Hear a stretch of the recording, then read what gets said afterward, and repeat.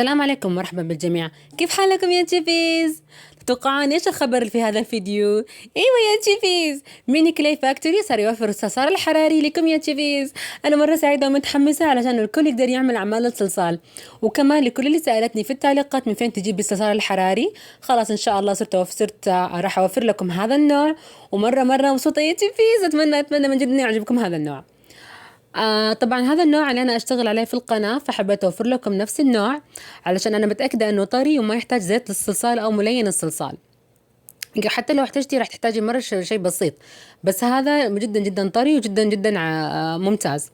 هذا الصلصال يجي بألوان كثيرة، هذا فيه 23 لون. واو مرة حماس، كل الألوان موجودة في علبة واحدة، وهذا حمسني أكثر إني أوفر لكم هذا النوع من في البداية. وراح أوفر أكثر بإذن الله وراح أوفر أكثر من نوع بإذن الله، وأكثر من حجم في الوقت القريب إن شاء الله. بس دحين أنا عجبني توفير هذا العدد الكبير من الألوان علشان تنبسطي وأنت تعملي أعمال الصلصال، لأنه كل الألوان راح تكون متوفرة معاكي، وكمان أكثر من درجة لنفس اللون. أنا هذه الشنطة حقت الصلصال حقتي حتستعملت منها ألوان كثير، وشفتوا كيف الأعمال في الفيديوهات كيف طلعت مرة حلوة وكيف عجبتكم وحبيتوها. هذا اللون البينكي اللي عملت فيه الكيك رول، وهذا اللون الأحمر اللي عملت فيه الأعلام، وكل الألوان رائعة ودرجاتها جدا ممتازة.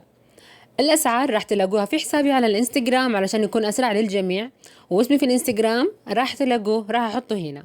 كمان راح أوفر هذا النوع من الأدوات في البداية، بعدها راح أوفر نفس نوع الأدوات اللي أنا أستعملها في القناة. هذه الأداة اللي تقص الصلصال، وفي كمان 3 أدوات للتشكيل، وأصغر واحدة للتنعيم.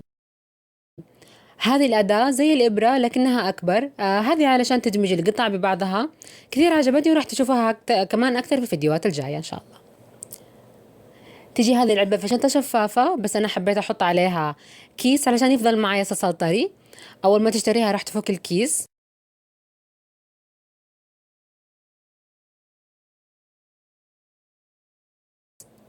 راح تفك الشنطة وتستعملي الصلصال بشكل عادي.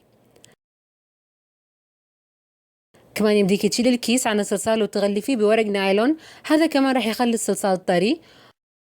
بس شايفين كيف الصلصال أصلا طري وجاهز للتشكيل.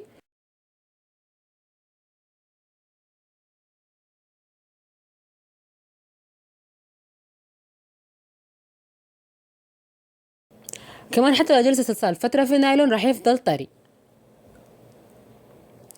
جدا سعيدة اني قدرت اوفر لكم الصلصال اللي من اول بتسألوا عنه يا تشيفيز، وقريبا ان شاء الله راح اوفر باقي الادوات اللي صعب تلاقوها، طريقة الطلب وكل المعلومات اللي راح تحتاجوها راح تكون موجودة في حسابي على الانستغرام. راح كمان الطلب راح يكون فقط في السعودية حاليا، وبعدها ان شاء الله راح يكون دوليا. شكرا جدا لكم يا تشيفيز، كانت معكم مايا من ميني كلاي فاكتوري، ومع السلامة.